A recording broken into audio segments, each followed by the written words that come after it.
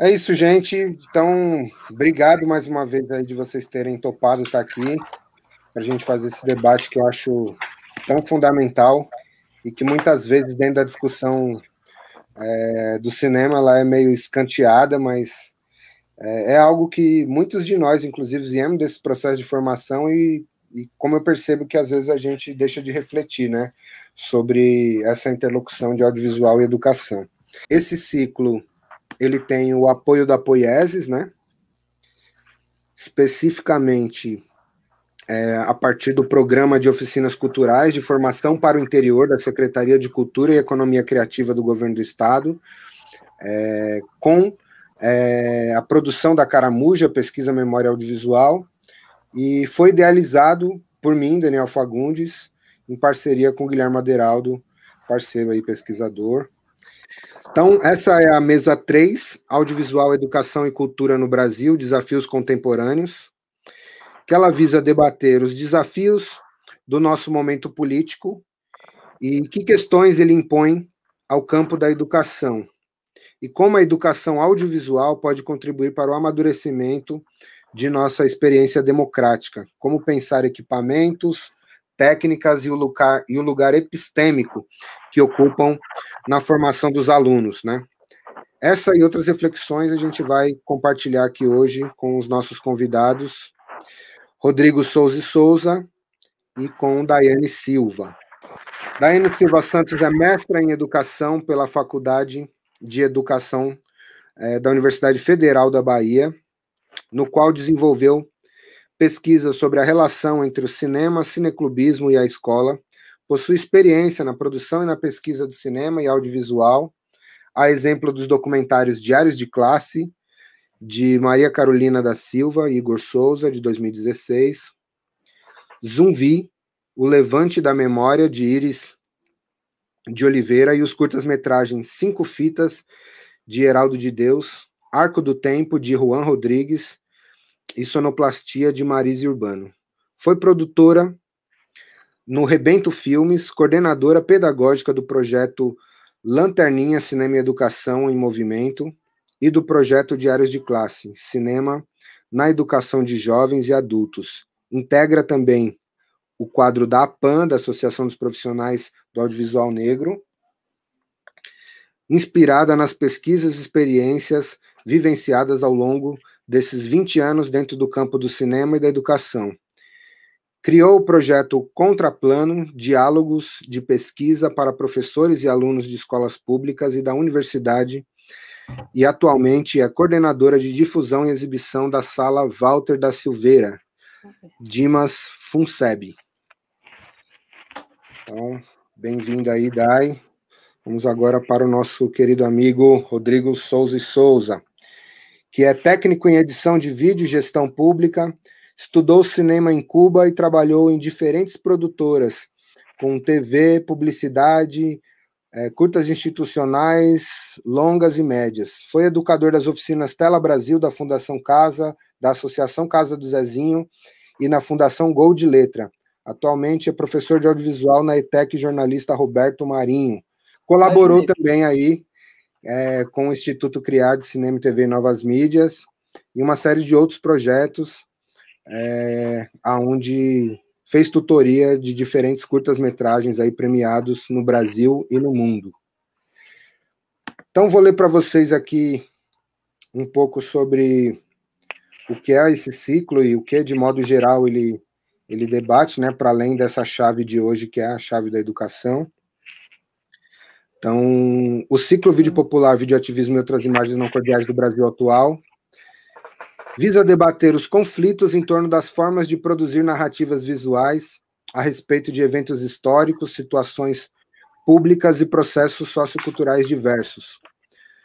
Constituem um dos componentes chaves da atual vida pública brasileira e toda a relação com o processo democrático do país e o acesso às ferramentas audiovisuais, juntamente com a indiscutível evolução da portabilidade dos equipamentos, e também o acesso recente às universidades por jovens de diferentes matizes e contextos sociais que foram historicamente excluídos do espaço da universidade, além do desenvolvimento de uma multiplicidade de redes voltadas à disseminação viral de conteúdos na internet.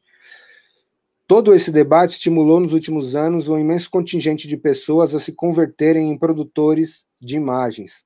Se, por um lado, tal circunstância transformou-se num solo fértil para o aparecimento de vozes e estéticas questionadoras e com um grande potencial emancipador, por outro lado, uma série de situações contemporâneas nos cobra maior cautela quanto à celebração dos supostos efeitos democratizantes desses dispositivos.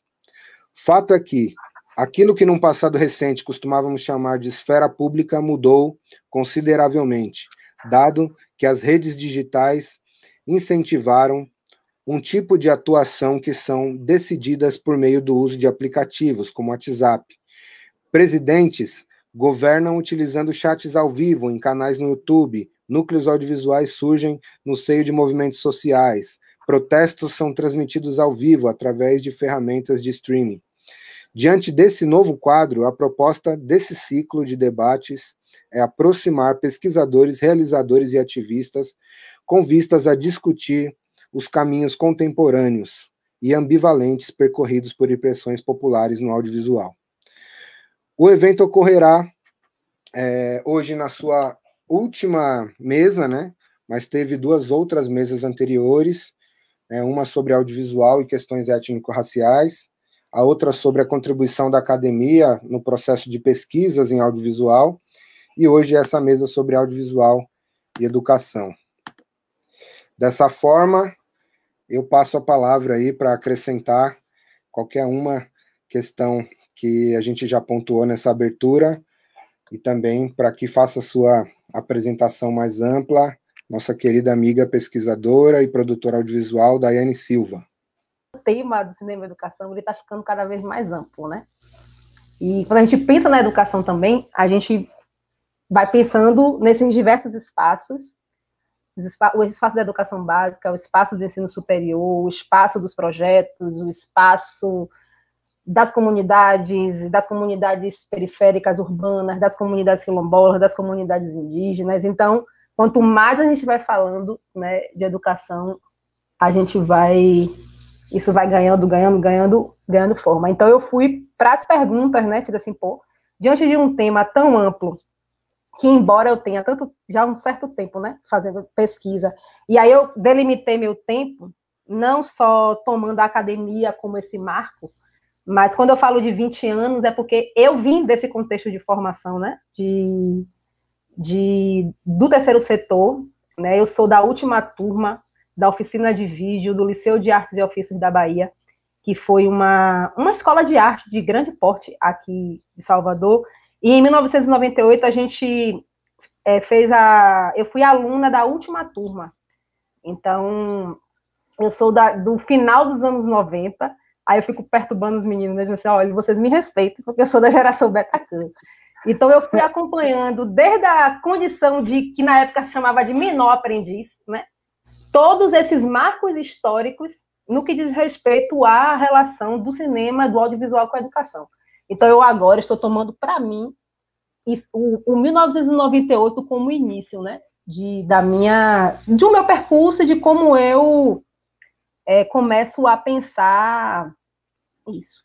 E aí, Daniel, eu vi suas 3 perguntas, eu fiquei bem focada na primeira, e eu acho que a partir da primeira, eu vou poder me desdobrando, né, para a gente ir no fluxo mesmo do diálogo, pensar nas provocações que você trouxe, né? E tranquilo, vou fazer essas idas e vindas, porque, enfim, está muito difícil ser linear. Se eu, nos tempos pré-pandêmicos e nas relações presenciais, a minha tendência à não linearidade piorou agora, né? Que a gente já pensa de maneira hipertextual, a gente já pensa de maneira não linear, e me parece que essa virtualização, né, e o distanciamento, essa coisa de estar aqui na rede, faz com que a cabeça da gente fique meio a meio. Então, eu vou ficar falando e vou ficar aí puxando vários links. Quem estiver assistindo, nos ajude com perguntas e aí a gente vai seguindo o fluxo. E aí você faz a primeira pergunta, que é qual é o desafio, né, para para o cinema e para a educação diante do contexto político contemporâneo. Aí eu, mais uma vez, vou dar essa respirada, porque quando você falou do político, eu fiquei pensando, bom, contexto político. Vamos ver se eu consigo afunilar, para ver se eu consigo... Porque a gente está vivendo um tempo pandêmico, que é um tempo político, e a gente tem diversas questões políticas, questões urgentes, questões emergentes, pipocando no mundo, né? E questões que sempre existiram, enfim. E como é que a gente, do audiovisual e da educação, vai dar conta de tudo isso?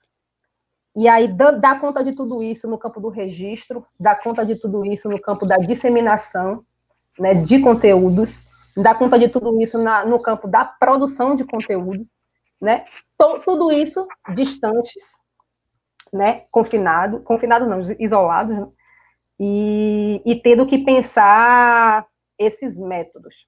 Então, eu acho que o primeiro desafio que eu acho que eu me deparo, assim, como educadora e como uma pessoa da educação, é pensar essa relação com o tempo, né? Com esse tempo que está dilatado, com o tempo que a gente não controla, e que, na verdade, a gente nunca controlou, mesmo estando no chão da escola, mesmo a escola com a sua sirene, com o seu relógio, demarcando esses tempos, né?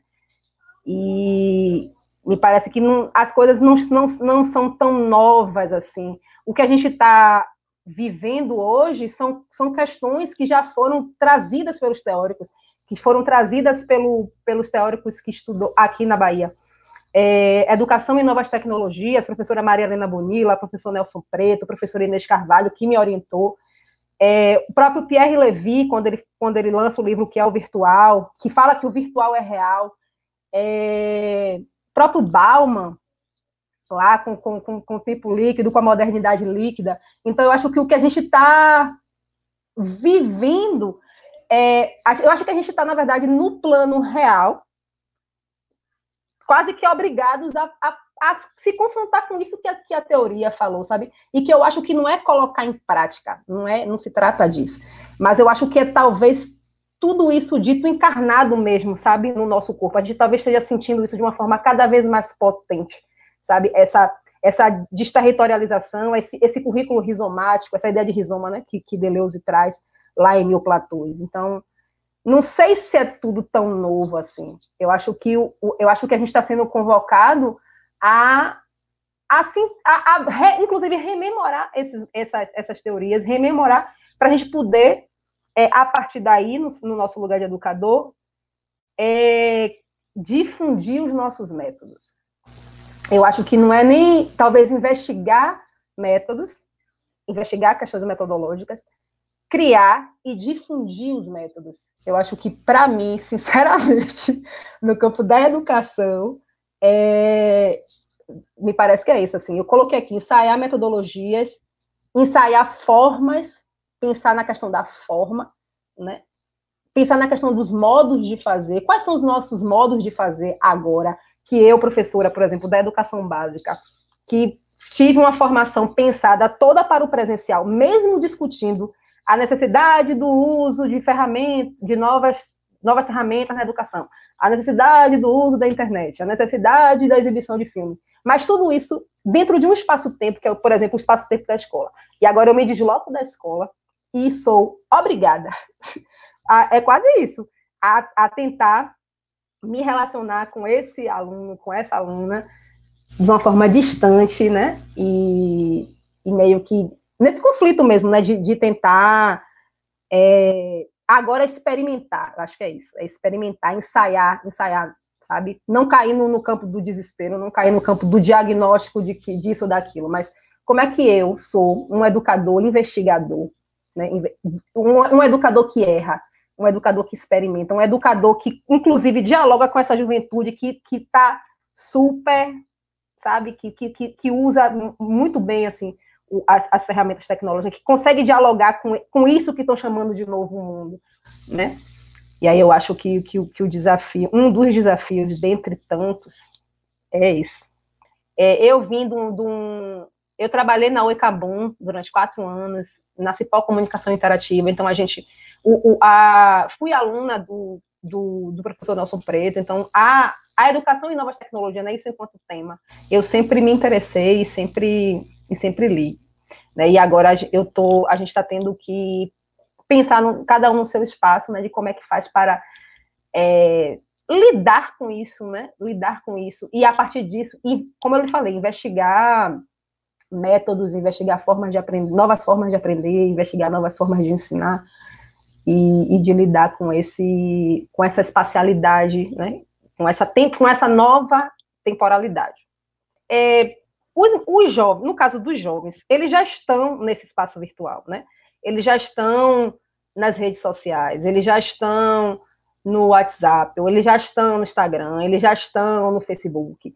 Eu acho que o desafio é potencializar essa presença, né, nesses espaços, e entender o quanto esses espaços são potentes no que diz respeito à produção e disseminação de conteúdo. E aí, na verdade, é tornar educativo esse espaço que eles já estão, sabe? Mesmo em sala de aula, né, o conflito do professor o tempo inteiro, mandando esse menino desligar o celular, porque para ele o celular é mais interessante, mandando desligar o YouTube, pedindo para deixar de assistir o videoclipe. Então, agora a gente perdeu o controle disso. Então, um dos desafios também nesse campo é potencializar essa presença e essa realidade que já entendeu? Eles já estão nesses espaços.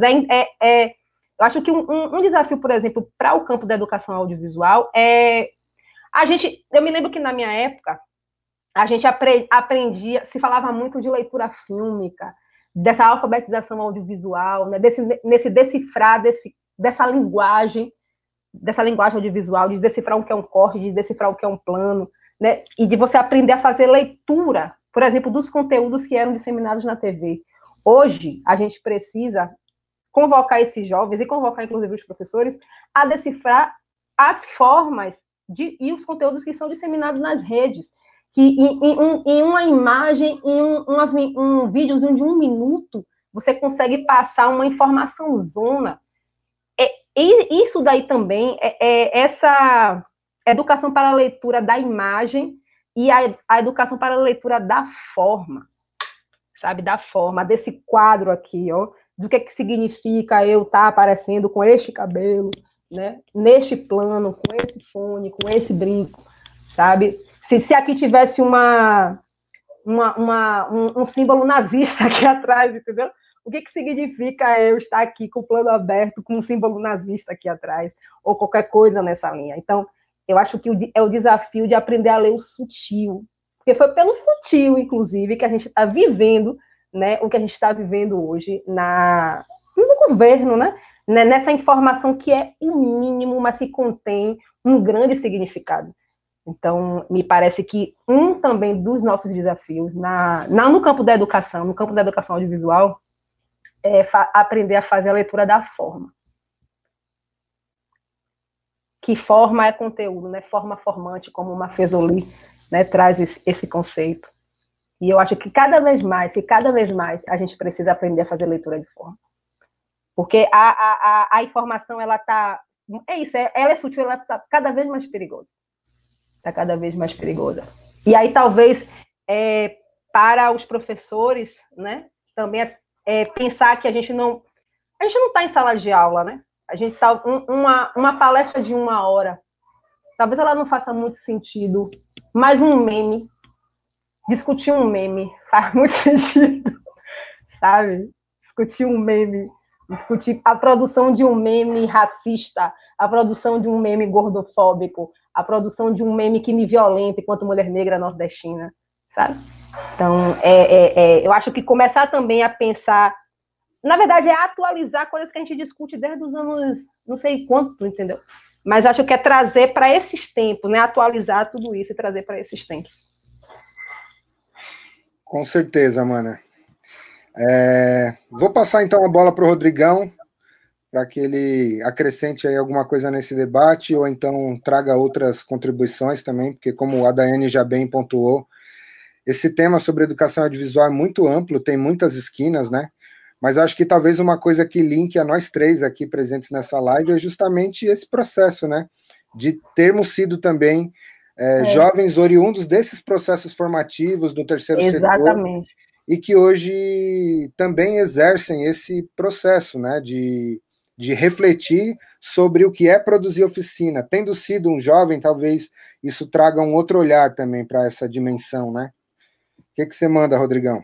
Bom, boa noite, eu sou o Rodrigo, e, enfim, como o Dani falou, eu acho que a gente faz parte aí, né, dessa geração final de anos 90, começo do 2000, né, que tem aí o primeiro acesso, ou seja, a essas oficinas, né, enfim, de artes visuais e audiovisual, que aqui em São Paulo, né, isso foi aí nesse período, né, as oficinas Quinofórum, vem Ação Educativa, Instituto Criar, né, e várias oficinas enfim, centros culturais também, pelo Bolsa Trabalho aqui, que foi uma gestão do PT em 2003, da Marta, né, que acabou democratizando também telecentros, né, enfim, então a gente foi se instrumentalizando, né, e eu acho que era muito isso, né, era uma fase de, pelo menos o que eu vivi, assim, foi de correr muito atrás de ir num telecentro, de buscar um curso para a gente, enfim, se formar, né, ou seja, achar aquela ferramenta para eu poder me expressar, para poder me comunicar.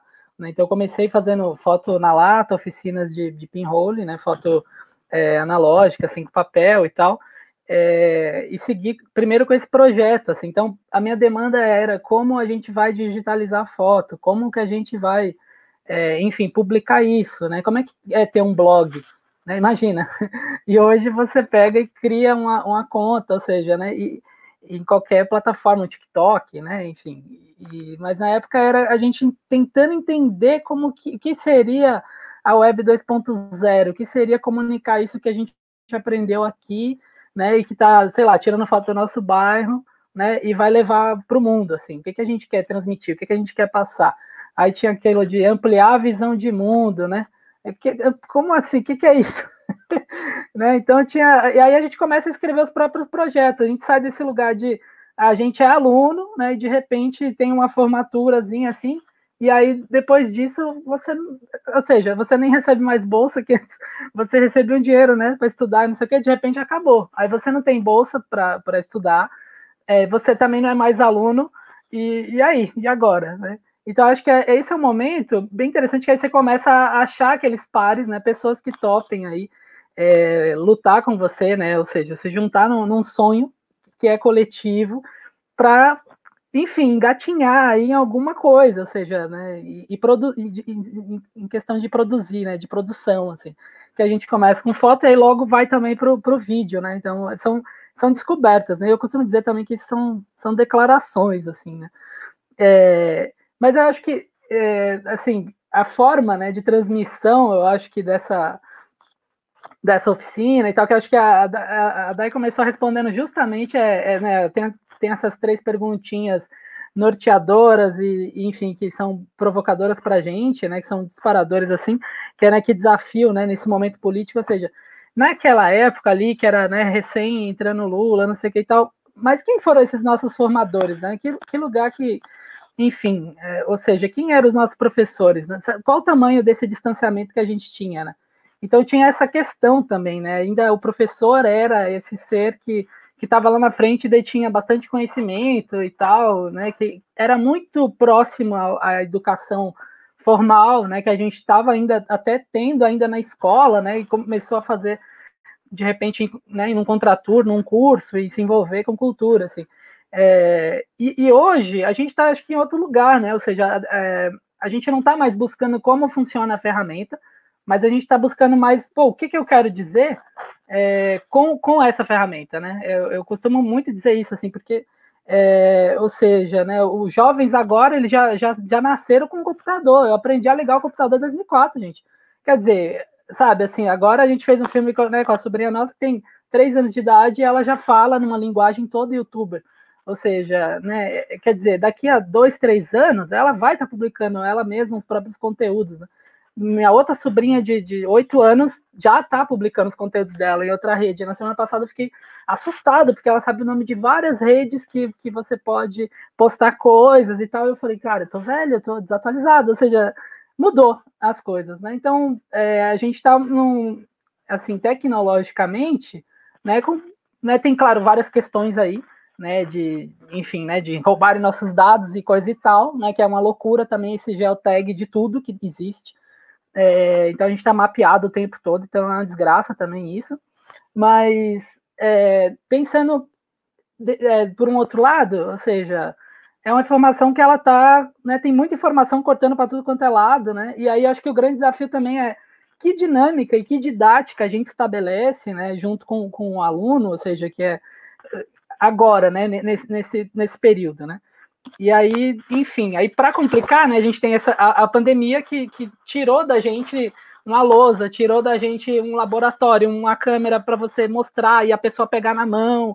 Não existe mais isso, ou seja, e aí agora eu tenho que ter em casa todos os equipamentos, sabe, para demonstrar, né, uma aula, ou seja, é muita loucura, né, o que a gente está vivendo nesse sentido, assim, né, como eu vou ter né, ou seja, e a gente não está amparado por isso, né, se você, pensando em quem está né, por exemplo, eu sou professor, né, na escola técnica e tal, então a gente não recebe todos os equipamentos em casa para eu fazer aula em casa, ou seja, se vira aí, é o que a Dai falou, é uma palestra de 1 hora e a galera fica ouvindo e você não sabe quem está interagindo, ou seja, às vezes vem uma mensagem de texto, aí você pá, né, ou então às vezes alguém abre o áudio e fala alguma coisa, mas muitas das vezes, né, tem esse sentimento muito louco de, cara, eu não estou trocando, né? Não estou trocando.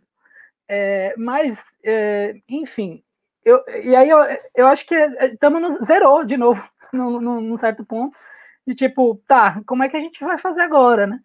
Mas eu acho muito positivo, por outro lado, essas reuniões, por exemplo, como a gente está fazendo agora, que é algo que a gente não fazia mais. Né? Eu, pelo menos, estava muito away, assim, eu não estava fazendo esses encontros, né?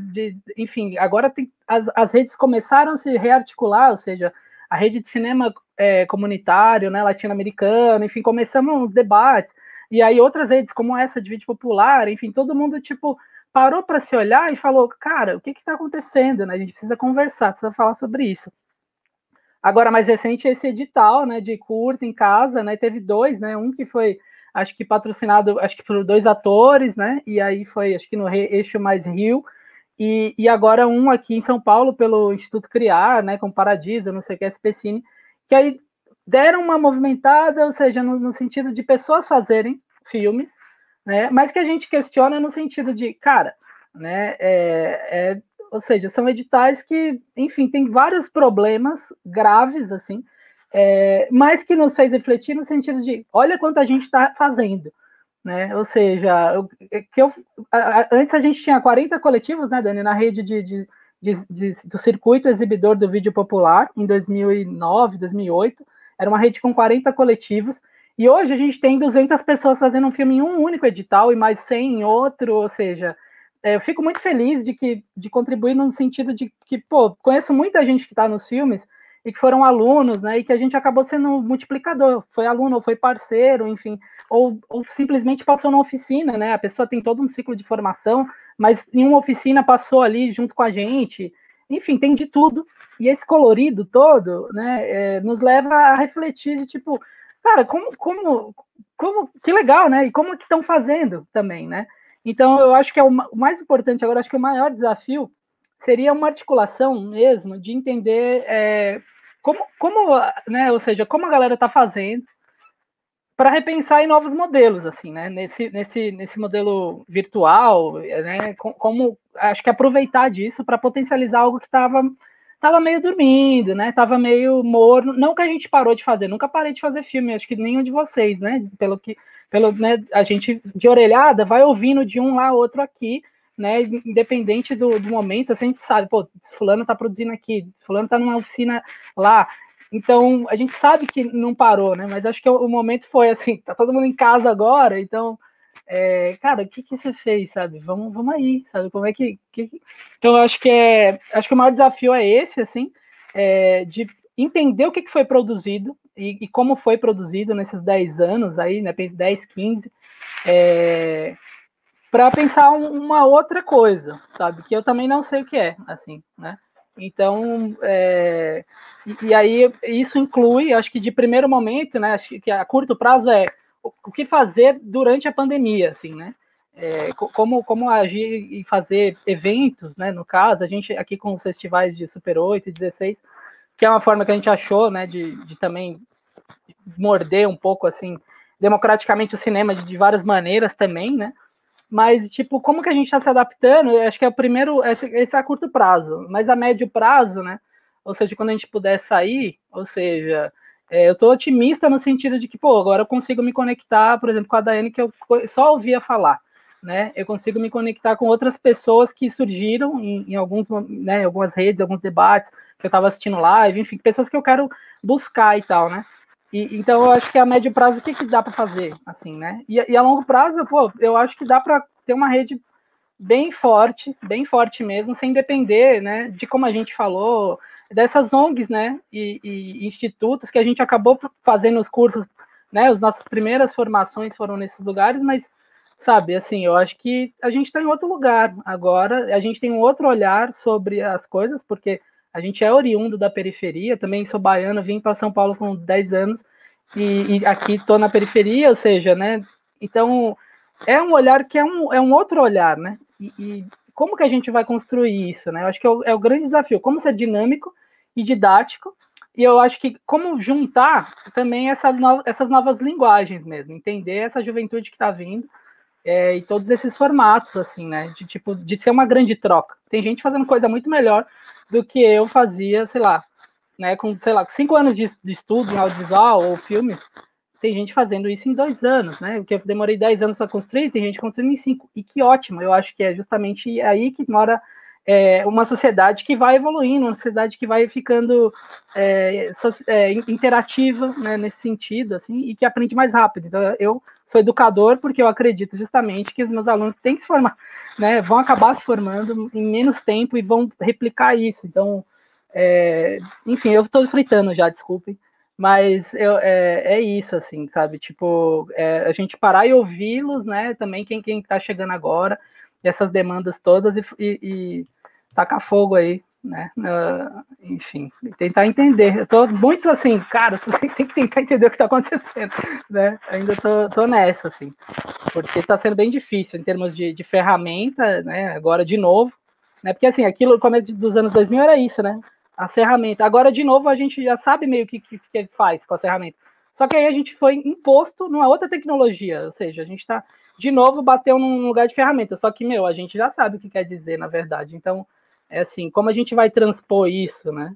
É aí que mora o jogo, né? Então, desculpem, acho que eu me estendi. Total. Que isso.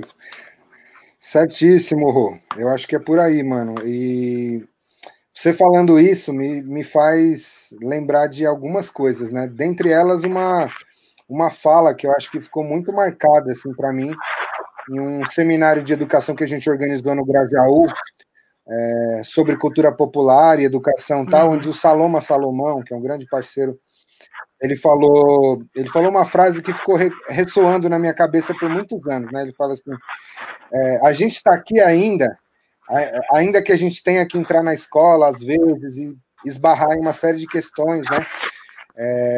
A gente está aqui ainda porque a gente recomeça sempre, né? Ele usou exatamente esse termo, recomeçamos sempre, né? Então, é uma coisa que é muito doida. Você falando dessa coisa da retomada, dessa organização também por parte dos coletivos, né? Para tentar estabelecer de novas redes, porque se tem um marcador que, para mim, é fundamental desse momento, é que, assim, se por um lado a gente tem 1 zilhão de pessoas a mais produzindo do que a gente tinha lá no começo dos anos 2000, a gente tem também uma dispersão enorme, né? Que eu acho que é justamente a característica das redes, né? O que as redes fazem, de alguma forma, é tornar tudo muito mais disperso, né? Muito mais difícil de achar, né? E até uma coisa, a Dai estava falando também o fato dela estar agora gerindo uma sala de cinema, tal, dentro desse processo lá em Salvador, e eu fico pensando muito como a curadoria não se tornou também um novo método de educação, sabe? Porque hoje em dia o problema não é mais o acesso, o problema é o como transformar informação em conhecimento, e o como ter essas coisas dispersas, às vezes mais reunidas num lugar, que permita que você tenha foco também, né, de apreciação, de entendimento, de articulação dos conhecimentos.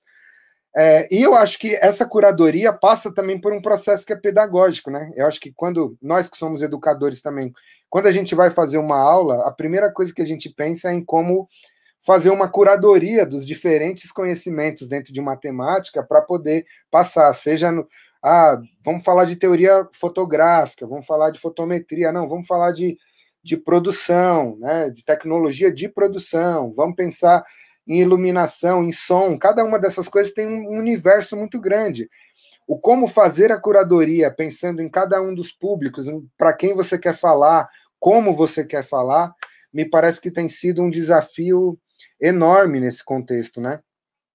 E aí, uma questão que eu queria fazer para ambos aí, já fazendo uma articulação também com essa questão educativa, pensando que tem uma série de professores também aqui nos assistindo. Aliás, eu queria solicitar aí, pessoal, que vocês, depois que eu fizer essa rodada de perguntas, a gente vai abrir para quem estiver aí no chat, quiser perguntar, então façam perguntas aí no chat, contribuam aí com o nosso debate. Então, a primeira pergunta que eu trouxe aqui, que eu acho que justamente por essa mesa discutir também a questão do desdobramento entre educação e cultura, que para mim sempre foi uma chave muito, uma linha muito tênue, né? Eu fico pensando, a gente vive numa sociedade extremamente racista. A gente que está há muito tempo dentro desse universo da educação, a gente percebe que os alunos negros já sofriam um distanciamento dentro da escola quando a gente estava num contexto de ensino presencial. É aquele aluno que o professor toca menos, que o professor acessa menos, que o professor tem menos diálogo, muitas vezes, dentro da educação formal. Como agora, nesse contexto onde a gente está aqui, mediado por essa tela, essa distância não se amplifica. Porque, por exemplo, a Dai trouxe uma questão, antes de falar que os jovens já estão, né, com esse acesso às redes a partir dos seus celulares, e de fato isso acontece, a gente percebe isso no dia a dia, mas a gente também tem um fosso ainda muito grande, né, dessa utilização dessas ferramentas. Então, de que maneira a gente consegue acessar nesse contexto aquele jovem negro periférico que muitas vezes não tem sequer um computador, ou que tem uma internet de dados, que isso já restringe totalmente o tanto que ele pode acessar, que às vezes numa mesma casa, mãe, pai e filho dividem o mesmo celular, né? Então, de que maneira esse contexto também segrega as possibilidades de uma educação mais inclusiva nesse contexto que a gente está vivendo? Olha, eu não tenho resposta, porque você trouxe várias reflexões, inclusive eu fiquei pensando nisso, que ao longo das perguntas, né, a gente está falando disso, daquilo, do método, não sei o que lá, blá, blá, blá, e eu fiquei pensando muito no lugar que eu estou hoje, neste espaço, neste tempo, com este computador, com esta internet funcionando, com o celular, com essa mesa, com essa cadeira, com o silêncio, um relativo silêncio no meu entorno. Eu não moro mais na periferia, né? Tem 10 anos que eu me mudei do bairro periférico que eu morava com minha família. E o quanto também a gente precisa fazer, imagine a gente nos anos 2000, final dos anos 90, tendo que fazer esses deslocamentos diários, né? Eu sou da geração pré-metrô, na época que não tinha metrô aqui, então, e eu morava na Perifazunda, estudava na UFBA, então eu tenho uma BR-324, né, que me separa, né, de tudo que acontecia aqui, de efervescência cinematográfica no centro da cidade. E isso que você trouxe me veio muito essa memória, tanto essa memória, né, minha, pessoal, quanto a responsabilidade que a gente tem, inclusive, de ao fazer essas mesas, a gente não deixar de tocar nessa questão, na questão do acesso, na questão da... Porque, inclusive, isso também foi discutido, e é discutido pela universidade, isso na pré-pandemia, né? A democratização do acesso à internet, né? Tem cidades do interior da cidade, por exemplo, daqui, que as pessoas sequer têm esse bom sinal de internet, não tem celular bom, enfim. E a provocação que você trouxe, ela é dolorosa, né? E faz a gente voltar 20 casas e ficar pensando de quem é a responsabilidade, né? Quais são, na verdade, os mecanismos que a gente precisa acessar. Inclusive de política pública, da própria universidade, de se responsabilizar com relação a isso, que a gente tem muitos estudantes universitários que vivem realidades diversas dentro de sala de aula. Do próprio Estado, tem vários estudantes de escola pública, como você falou, estudantes negros e negras na periferia, que também tem uma realidade diversa, né? Eu acho que cabe às instâncias hoje governamentais, né? As grandes instituições que estão aí definindo coisas e se responsabilizar para tornar esse acesso possível. Que eu, Daiane Silva, não vou poder fazer isso, entendeu? Eu não vou poder fazer isso. E gostaria muito, mas eu não tenho como. Então, o que a gente tem que fazer é chamar a atenção dessas instâncias, né, para que isso aconteça. Agora, meu filho, como é que o professor vai trazer aquele aluno, como você falou, né, que historicamente já é aquele que a escola não se aproxima, é aquele que, na verdade, é aquele que a escola não, muitas vezes é aquele que a escola não controla, porque ele tem uma outra forma de não sei se de se expressar, que geralmente é a forma que me interessa. Eu sempre gosto muito dos jovens que são os meninos do fundão. Geralmente, o meu público são jovens que perdem de ano, que tem uma relação com a frequência muito louca, porque ele está na escola, mas o último lugar que ele está é na sala de aula, né? E geralmente são esses. Eu me lembro muito da experiência do Lanterninha. Eu digo, gente, o grupo cineclubista que a gente conseguia formar, né? Que a gente conseguia criar, tendo o cinema como dispositivo e a prática cineclubista como dispositivo, era aquele que ele não conseguia, de forma alguma, transitar por esse currículo instituído, né? Vamos pensar assim, né? Por esse currículo, que eu não vou chamar de formal, de currículo instituído. Mas ele está no cotidiano da escola, ele está instituindo, né, novos currículos, inclusive está me fazendo pensar currículo, quando ele está no pátio, quando ele está filando aula, quando ele está namorando, quando ele está ligando o celular na hora que eu estou falando, sabe? Então, esse próprio aluno que se desloca do centro são os que me interessam. Então, para mim, eu, Daiane Silva, eu tenho um grupo a última oficina que eu fiz no colégio inclusive, o colégio que eu estudei no nível médio, eu voltei para a escola 20 anos depois, que é o Colégio Estadual Renan Balheiro. Ou Renan Balheiro não, o Colégio Estadual Edivaldo Brandão Corrêa. E eu saí dessa escola no primeiro ano, porque eu tive que migrar para a oficina de vídeo e eu tinha que arrumar uma escola mais próxima para eu poder fazer meu curso de vídeo na época. E aí, 20 anos depois, eu sou convocada a retornar à escola para fazer uma oficina. E é exatamente isso que Daniel traz, que é, e agora, meu Deus do céu, essa geração, até a forma como a gente ministra uma oficina, ela se modificou, porque no fundo, eles sabem muito de linguagem, eles sabem muito dos cortes. Tinham jovens que tinham muita experiência com montagem. E fiz assim, gente, e agora? O que a gente vai fazer? Ok, nós fizemos a oficina, e a coisa que mais me chamou a atenção, que eu acho também que é algo que é para a gente estar atento, é nos conteúdos que emergiam dessas oficinas. E na carga, nos conteúdos existenciais. Porque, por exemplo, tinham jovens que fizeram vídeo sobre suicídio, né? E jovens que fizeram vídeo com relação à memória do pai que foi assassinado pela polícia. Jovem que fez vídeo falando de aborto, jovem que fez vídeo falando sobre sua questão racial, sua identidade, seu cabelo. Então, assim, além da técnica, né? Como é que a presença do cinema ou do audiovisual na escola faz emergir esses temas e o quanto a gente precisa estar atento a isso. E aí, é isso, Daniel. Como se aproximar? No meu caso, eu estou há muito tempo fora de sala de aula, eu morro de saudade de estar em sala de aula. Gente, a coisa que eu mais desejo na vida, se a pessoa pergunta assim, qual é o seu sonho depois da pandemia? Voltar para a sala de aula. Eu criei um grupo no WhatsApp, então eu acompanho esses jovens. É um grupo de mais ou menos uns 10 jovens, e a gente continua conversando. E recentemente eu fui convocada a pensar, porque a Sala Mota da Silveira, a gente tem um programa de cinema e educação, né, o Circuito Luiz Orlando de exibição. E eu assim, ó, meu Deus do céu, eu vou partir de onde? Eu vou fazer o quê? Eu não sei o que está acontecendo. Eu não sei, esses jovens querem o quê? Eu simplesmente fui para lá perguntar. Fiz assim, bom, eu vou, como boa pesquisadora, vou para o meu campo de pesquisa, escutar esses jovens, entender o que está acontecendo e qual é a demanda atual.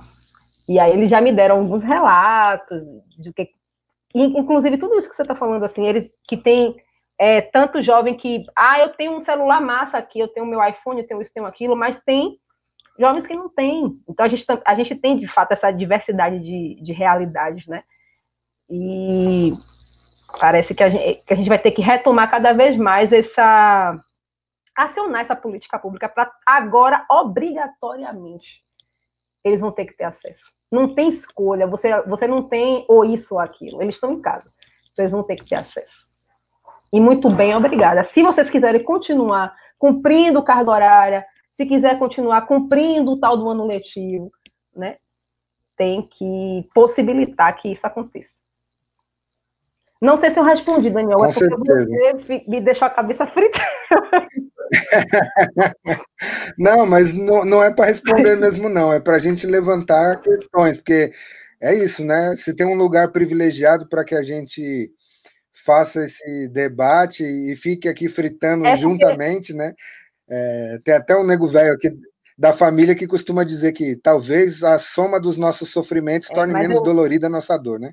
Então é um pouco por aí. Não é para a gente conseguir resolver, mas é para a gente se questionar disso, né? Acho que um dos pontos principais que você coloca aí é essa coisa de como a gente traz para a gente mesmo uma demanda que deveria estar cada vez mais sendo acionada pelo poder público, que muitas vezes se isenta disso. Né? A questão da estrutura. Eu filosofei sobre o tempo, não sei o que lá, sobre o relógio, sobre isso, sobre aquilo. Mas aí eu caí no ponto-chave da questão da estrutura. Né? É a questão estrutural. É a questão sempre esbarra aí, né? Sempre esbarra aí. Inclusive, nós que somos produtores, realizadores de audiovisual negro, nós somos pretos, nós somos mulheres negras. A gente tem condição hoje de debater e de concorrer com grandes editais, mesmo assim, de debater grandes ideias. Inclusive, eu acho que nós somos muito bons, muito, muito mesmo, porque a gente vivencia de uma forma muito visceral as histórias que a gente quer contar, as histórias que a gente conta. Então, é um tipo de conteúdo e de forma de fazer, de modo de fazer, que só a gente tem. Mas a gente vai sempre se esbarrar com a questão estrutural, com fazer cinema. Enfim, está agora mais possível por conta dos dispositivos móveis, tem aí pessoas fazendo coisas incríveis com o celular, mas ainda assim, a gente precisa de artefato tecnológico, né? E a gente sempre se esbarra nisso, E me parece que a gente está voltando mais uma vez a pensar estrutura técnica, né? Porque essa geração já está caminhando para aquisição, não, mas tem esse capital simbólico, né? Esse capital simbólico mais acessível, mas e agora, né? Como é que a gente materializa isso? Como é que a gente transforma isso em narrativa audiovisual? Como é que a gente, da melhor forma possível, com a melhor estrutura possível, para fazer com que isso tudo que a gente esteja falando aqui como possibilidade, tem que disseminar o conteúdo, tem que produzir, tem que colocar as narrativas em rede, mas como? Money. Rodrigão, com você, eu acho que se tem uma coisa também que eu acho que o Rodrigo, como alguém que é curador de cinema, que também organiza festivais, que pode trazer para a gente é justamente também essa coisa que a gente estava falando, né? De como nesse universo tão gigante que a gente tem de produção, a importância de quem também ajuda a selecionar os conteúdos e a direcionar eles. Enfim, Essa e todas as outras demandas que a gente discutiu aí, Rodrigão, com você. Diga o que você acha. Você também me deixou bem nostálgico, assim.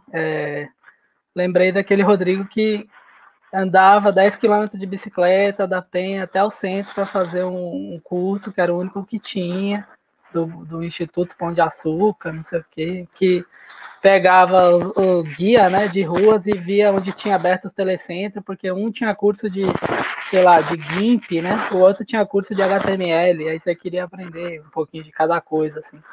Enquanto tem isso hoje, né, realmente a gente não está para resolver as questões, né, estruturais, mas eu acho que reconhecê-las e debatê-las acho que fez muito bem para a gente, está fazendo muito bem. Acho que a gente ainda é uma sociedade, né, cheia de problemas, mas que está cada vez mais discutindo sobre eles, né? Então, e era algo que a gente não tinha há 10, 15 anos atrás. Então, isso fez a gente evoluir muito como ser humano, né? Então, acho que é um grande passo debater sempre, assim. Mas é isso, a gente não tem como resolver alguns problemas estruturais, assim.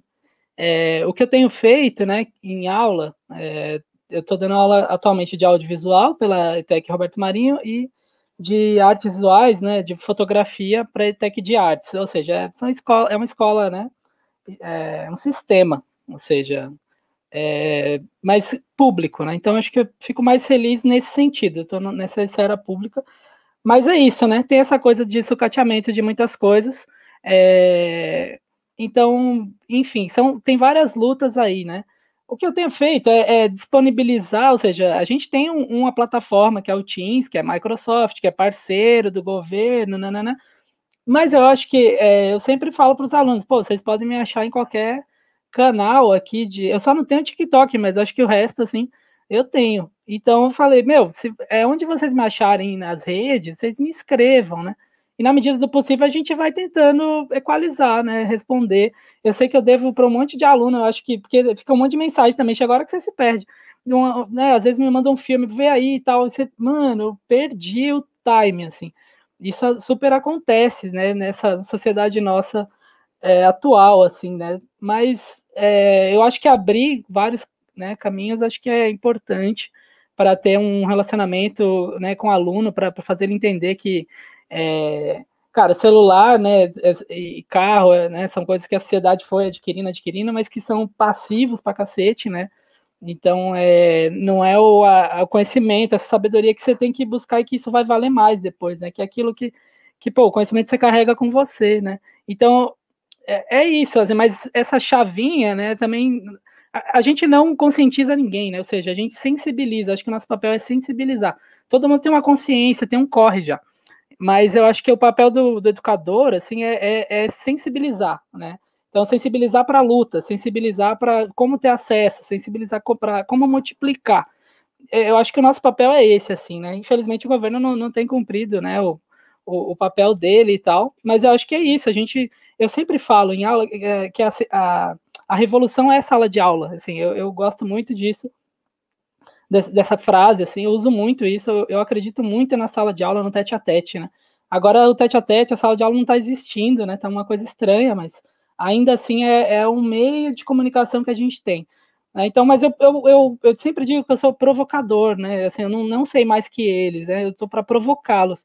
Então, eu fico fazendo várias provocações. Então, sei lá, vem um corte de um videoclipe, né? Então, embora às vezes a gente até é meio sacana, de tipo, você sabe uma limitação técnica que o aluno tem e tal, né? Mas eu provoco ele nesse sentido, justamente de, cara, é isso, né? Mas por que você tentou fazer isso, dizendo que você não tem tal equipamento, não sei o que? Então, também fico nessa de, tipo, né? Existem outras maneiras de contar, que aí você também não fica refém do equipamento que você não tem ainda. Mas um dia talvez você tenha um bagulho que vai te fazer, né? Um plano sequência X, né? Uma coisa que voa, não sei o que. Não precisa disso para contar a tua história, entendeu? Não precisa pedir um drone emprestado lá, não sei o que, sendo que não faz sentido para narrativa, entendeu? Calma aí, entendeu? Tipo, então acho que é um pouco esse nosso papel também, de tipo, cara, a gente aprendeu com muito pouco, né? Então também dá para falar nesse lugar de tipo, olha, calma, sabe? Tipo, a gente ficava se matando para comprar mini DV e uma ilha de edição, Mac, não sei o que. agora, ou seja, né, o celular tá editando, mas qual que é, não sei o que, ou seja, né, acho que tem esse papel de provocá-los, né, nesse sentido. Mas é isso, o governo é muito falho, cara. Tipo, disponibilizaram chips. Esses chips, né? Ontem mesmo, em reunião, e hoje, enfim, tipo, quem que pegou o chip, entendeu? Se chegou o chip, como é que foi esse contato com o aluno? Mas aí cortou o passe do estudante, cara. E aí, o aluno vai na escola pegar o chip como, tá ligado? Tipo, mano, é surreal, assim. Sabe, essa coisa também do lanche, né? Sabe, se for ver, é a estrutura mesmo, né?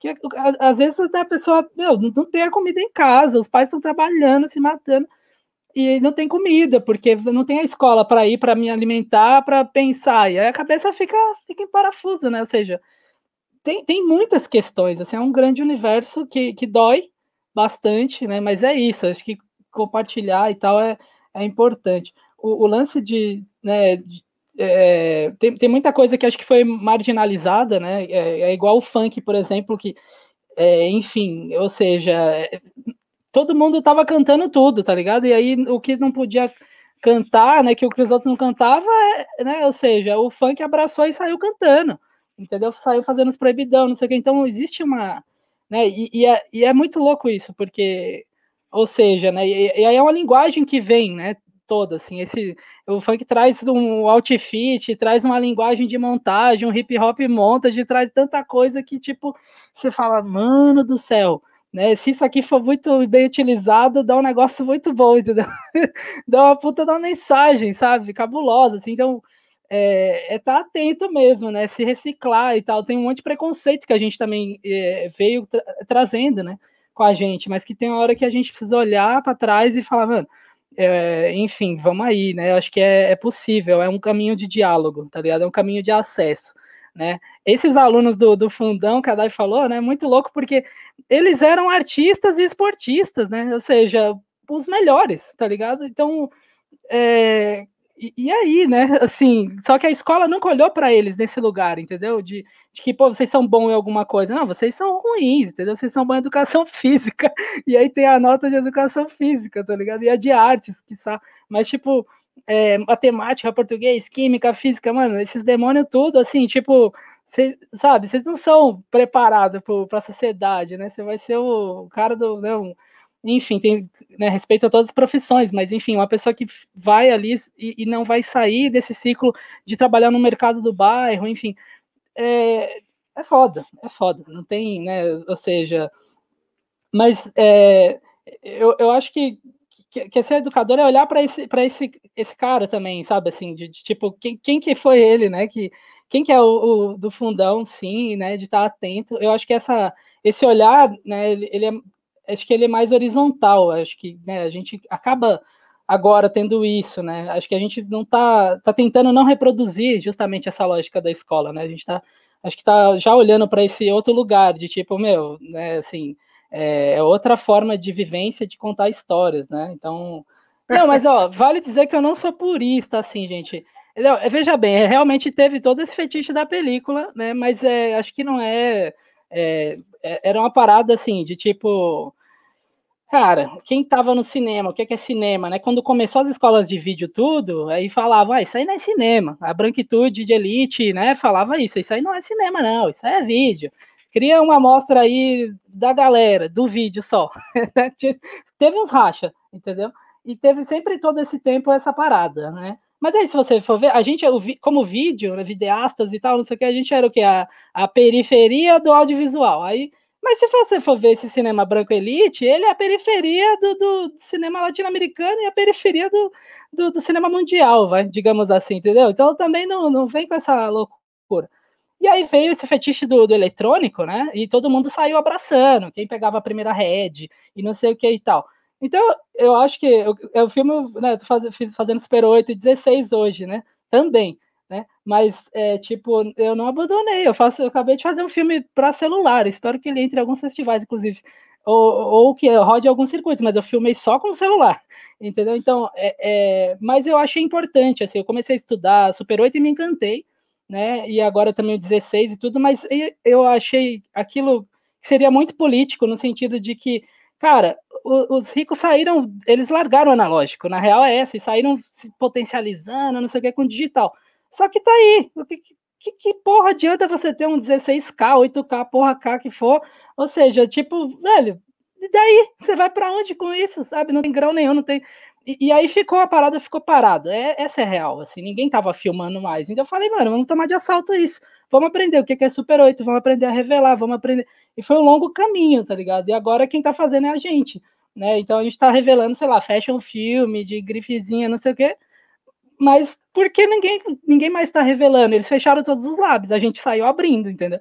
Então eu gostaria que tivesse mais, e tô aí também pra troca, pra quem quiser, tô super nessa, assim, de passar para frente, tá ligado? Que eu acho que a gente tem que tomar de assalto todas as tecnologias, tá ligado? Então não é só enfim, como é que fala? Essa digital zona. Temos que filmar com Red também, entendeu? Temos que filmar com Alexa, entendeu? Com os iPhone 8, não sei o que, 11, os que voa. Faz parte, entendeu? Só que é isso, assim, tipo... eu não sou purista, tá? Mas eu quero estar em todos os lugares, sim, entendeu? Tipo, porque eu acho que é isso, sabe? Estar em todos os lugares, eu acho que faz abrir portas, né? Para que outros venham também estar nos outros lugares, entendeu? E aí eu acho que acredito muito numa coisa que a gente no Mundo em Foco, né? Fala que é conectar pessoas. Acho que é o nosso primeiro grande objetivo, é conectar pessoas. Depois tipo os filmes, né? Se falando assim de festival, né? Tipo, o Super Off, não sei o que é o Festival de Super 8. Tipo, é pro Super 8, não sei o que. Cara, beleza, mas não é isso o formato, não sei o que, como o guia do festival necessariamente. O maior guia acho que é conectar pessoas, entendeu? E aí depois é ressignificar o Super 8. O Super 8 nasceu super elitista, para famílias, né, de classe média alta, e que o slogan era assim, compre uma câmera que só mulher e seu filho podem filmar também. Era assim, era um nível, entendeu? Tipo, e agora não, agora a gente, é artista da quebrada que usurpou a câmera, entendeu? E que vai ressignificar. A gente faz nossos filmes do nosso jeito, a gente arruma, daqui a pouco estamos imprimindo película. Só falta fazer isso, entendeu? Então, tipo, e não tem geotag na porra do película. Ninguém sabe onde eu filmei, quem revelou, o que foi.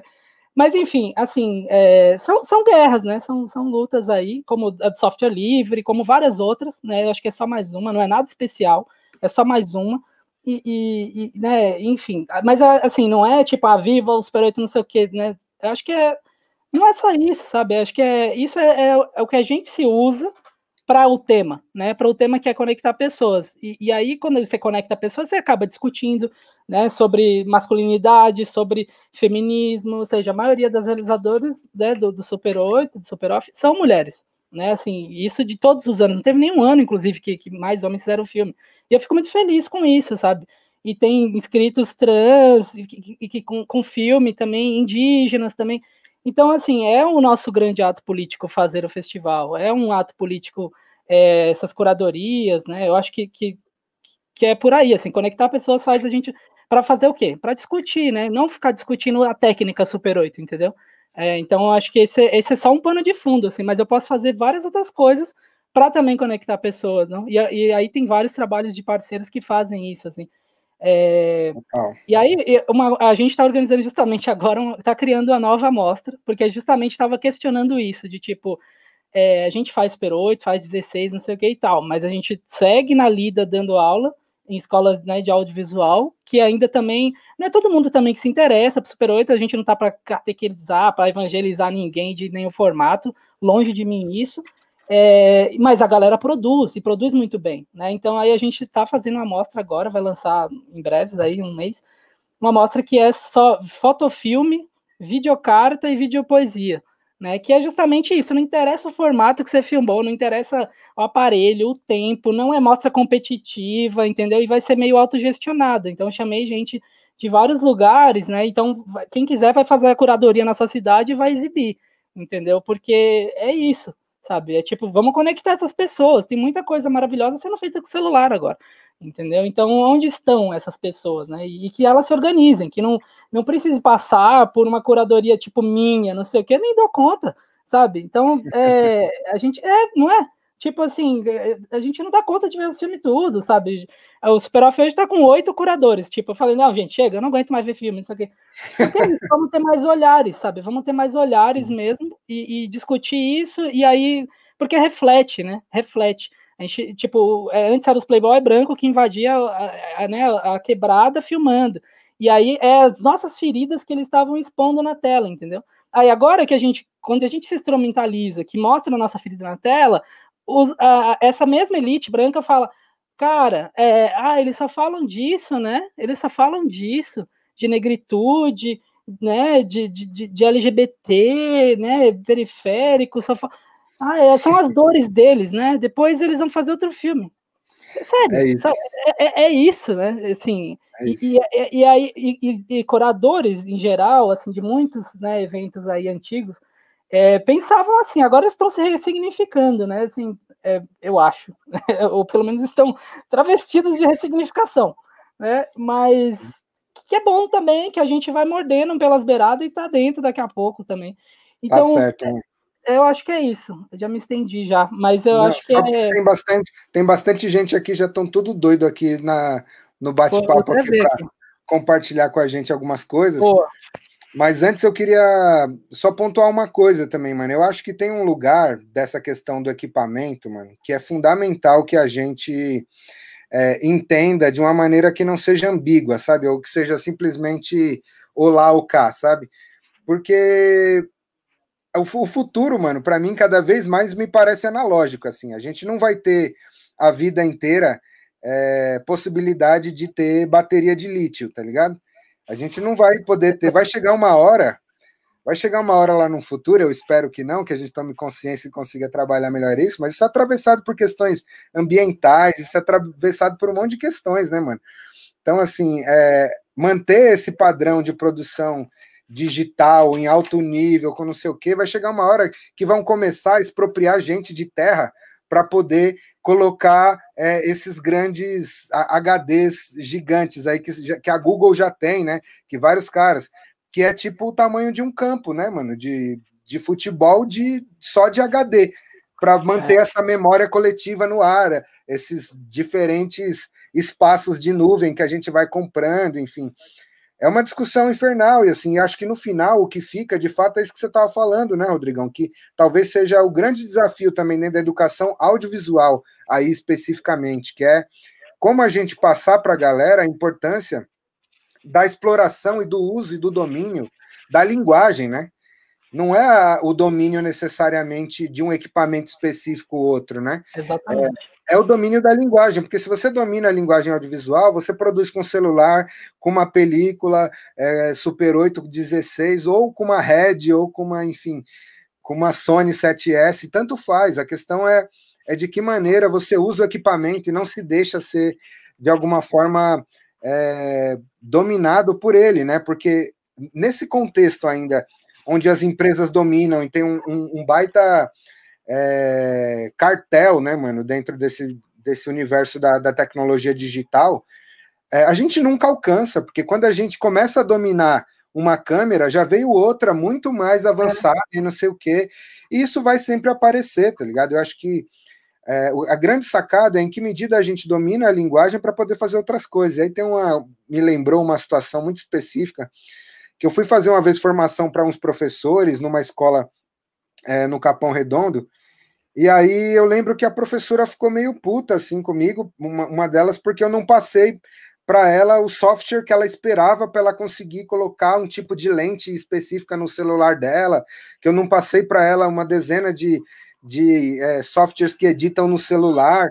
Eu falei assim, olha, para mim, a grande questão que você precisa aprender é que se você ligar só a câmera normal para filmar, você tem já condições de fazer um filme em plano sequência do caralho. Então, a questão não é editar, a questão não é se você vai... A questão é de que maneira você trabalha com os desafios e com as qualidades de cada equipamento, né, mano? Que acaba virando uma coisa que eu acho que mais deseduca do que educa. Galera, o que eu vejo, às vezes, nas oficinas de fotografia ou de audiovisual que eu vou dar, os moleques chegam com camiseta da Canon, com uma câmera fodida, com tripé, com negócio. O moleque chega na oficina assim. Aí eu chego e falo assim, Tá, beleza. Tipo, o que será que eu vou ensinar para esse cara? Não sei se ele quer aprender alguma coisa, né? Porque parece que parece que ele já até patrocinado pela Canon. O cara vem na oficina de vídeo com a camiseta da Canon. Enfim, é muito louco, né? Então, esse imaginário também é algo que a gente, como tiozão, talvez tenha muito a contribuir, sabe? Que é de falar, meu, pera lá, sabe? A mesma tecnologia que está aí dentro dessas câmeras mais avançadas digitais parte do mesmo princípio lá do pinhole, da foto na lata, sabe? Tipo, é a iluminação sendo sensibilizada por um outro material fotossensível. Pronto, acabou. O que você faz com o enquadramento, com a linguagem, é que muda tudo isso, né? Manos, para passar então aqui, tem uma pergunta que ficou aqui para trás do Wellington, que eu acho que pode ser um chamariz aí para Dai começar um novo debate aí. O Wellington Amorim pergunta, grande Well aí, parceiro de Piraporinha, vamos que vamos. Vocês enxergam alguma pauta mais concreta no sentido de política pública que poderia ser articulado entre os coletivos audiovisuais, como foi o MCP? Aí eu acho que ele está querendo dizer do movimento cultural das periferias, aqui em São Paulo, que inclusive conseguiu uma lei de fomento e tal. Acho que é isso. Quer começar, Dai? Fala um pouco também desse contexto da política pública audiovisual aí na Bahia. Pautas concretas, né? Muito bem. Gosto das pessoas que querem objetivar as coisas. Então, aqui na Bahia, o que a gente tem? Temos a política dos editais, né? E agora com a Lei Aldir Blanc, nós estamos, enquanto Estado, né, enquanto diretoria de audiovisual, discutindo com as representações, com os grupos, com a PAN, com Frente de Artistas Negros, as associações de cinema, e estamos aí também tentando tornar essas políticas acessíveis, né, tanto nos seus critérios de seleção, como nas próprias categorias de premiação. No campo da educação, a gente tem uma parceria bem forte com a Secretaria de Educação, através do Circuito Luiz Orlando de Exibição, no qual agora eu que acabei de chegar, né, estou lendo tudo o que foi feito e tentando atualizar, ver o que é que eu vou fazer, inclusive, o que é que a gente vai propor para o segundo semestre, né, agora, no campo da política, no campo das ações mais concretas na educação, né? Então, aqui na Bahia, a gente está fazendo esse trânsito dentro do governo do Estado, de pensar os editais, de pensar categorias possíveis para que todas as pessoas possam acessar esse recurso, né? E no campo da educação, temos o Circuito Luiz Orlando de Exibição, para poder trazer, né, a educação mais próxima da gente. É isso. Eu acho que tem o lance a gente discutia em 2009, mais ou menos, da criação, de repente, de um vocacional do vídeo, né? Que era algo diretamente que afunilaria aí para o audiovisual. A Lei de Fomento à Cultura da Periferia foi uma grande conquista, assim como o VAI 2, né? Meu TCC em Gestão Pública foi falar sobre o VAI 1, aí logo depois saiu o VAI 2, mas o vídeo ficou ali, né? Ele transita entre vários coletivos, assim, mas não existe nenhuma ação específica para o vídeo. Agora a gente tem a SPCine, né, aqui na cidade. O El mesmo é um dos agentes formadores, aí, multiplicadores da SPCine, né? Que eu acho massa, né? Mas hoje, né, a gente tem essa... Ou seja, é uma empresa, ela é pública, mas é privada, né? E aí tem uma questão política muito grande. Felizmente, hoje a gente tem a Laís Bodansky, foi, né, minha chefe lá nas oficinas Tela Brasil e tal, que é uma pessoa com a mente, né, ela rodou o Nordeste fazendo o Cinema Bembe, né, projetando em 16 e tal, filmes em cidades que não tinham cinema, inventou Tela Brasil. Então é uma pessoa outra, com outra mentalidade, assim, que é de inclusão. E aí existe o ciclo, né, de formação, que o El faz parte, tem a Bárbara que, né, foi coordenadora no CRIAR e que está tocando isso, né, tem a Léa também, enfim, tem uma galera ou seja, que é mais aberta e democrática, mas todos esses cargos, né, enfim, eles são políticos, ou seja, não é uma política pública, efetivamente, não é uma lei, ou seja, né, então a gente está, e isso está engatando aqui em São Paulo, que é uma cidade, né, enorme, e que está atendendo uma galera, está democratizando vários centros culturais, reformando, né, colocando esses agentes para discutir filme. Na pandemia eu vi algumas lives, né, discutindo filme, mesmo tudo parado, então é isso, e jovens também discutindo filmes, né, antigos, assim, que fazem, né, faz muito, enfim, sentido também isso, de que, pô, estamos, né, não estamos chamando alguém da academia, né, só gente da academia, mas estamos criando diálogo para isso eu tenho visto, mas ainda é muito pouco, e é meio que, ou seja, nessa esfera é SPCine, né, mas até que ponto, né, a SPCine fomenta necessariamente a educação, uma educação popular em audiovisual, né, ou enfim, eu tenho várias questões em relação a isso, né, conheço pessoas que estão trabalhando lá, não critico, eu acho que justamente elas brigaram muito para conseguir a verba que existe agora, né, mas eu entendo também que isso não deveria ser atrelado somente à SPCine, porque a qualquer momento esse castelo pode cair, entendeu? E a gente tem mais um retrocesso, e aí agora na esfera do vídeo, que na verdade, né, nunca teve nada também, assim, né, só o Vai 2 e agora o Fomento, a periferia. Mas é muito coletivo, sabe, assim, não tá dando, né? Então, eu acho que falta isso, mas, enfim, acho que é também uma questão, eu faço a minha culpa, eu acho que tem que ter uma articulação totalmente nossa, assim, né? Agora eu li o comentário do Lincoln aqui, gente, eu também não quis. Eu sei que você não quis me atacar nem nada, também não, não respondi nesse sentido, tá? Foi mais para explicar mesmo essa parada, assim. Mas eu acho que é isso, assim, né? Não é significativo. A SPCine é um bom start nesse momento, ainda mais de crise, mas ainda não é significativo para o tanto de gente que tem produzindo. Que todas essas escolas até formaram, né, ou escola, ou pessoa bolsista de faculdade também que veio para a Uni, veio muita coisa, e essas pessoas voltam para São Paulo, né, que foram atendidas aí por esses programas, né. Então, também tem uma galera, ou seja, né, enfim, não dá conta, né, eu acho que a gente precisa se articular mesmo, talvez pressionar até via SPCine ou SMC, né, mas é que a gente está num momento que não tem muito diálogo, assim, necessariamente, né, mas eu acho que a gente precisa criar mesmo isso. Tem essa questão, né? Mas é isso, assim, eu acho que a SPCine só não deveria ser o caminho, né, de formação em audiovisual na cidade. E nem essas ONGs que a gente já conhece, né? Uhum.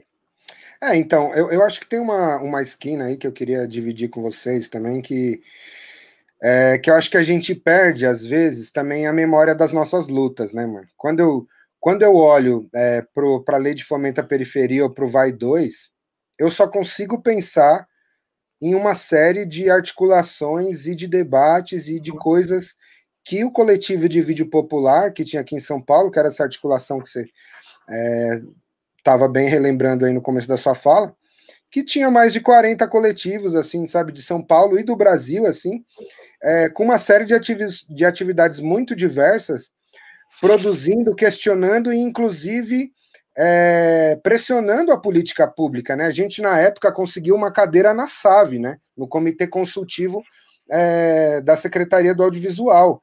E foi a primeira vez que se fez no Brasil um edital específico para jovens egressos de oficinas, assim.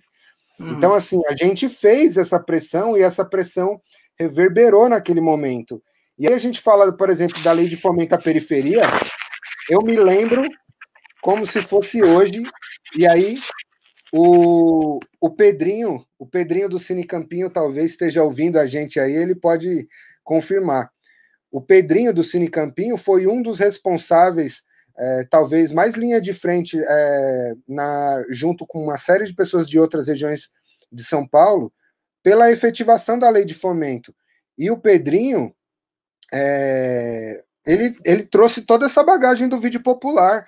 Quantas vezes a gente não se encontrou nas reuniões de articulação da Lei de Fomento da Cultura da Periferia, lá na Igreja de Santos Mártires, mano, no Jardim Ângela. Ele é da Zona Leste, atravessava a cidade para fazer isso, sabe?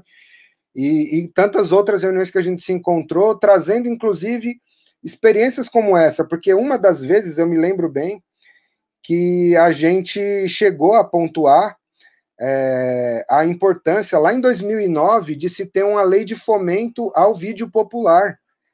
E essa lei e esse primeiro documento que existe ainda até hoje, esse projeto escrito, se bobear, tá lá naquela lista de e-mails lá antiga, que ninguém mais usa a lista de e-mail também, né? Falando os tiozão, para relembrar, né?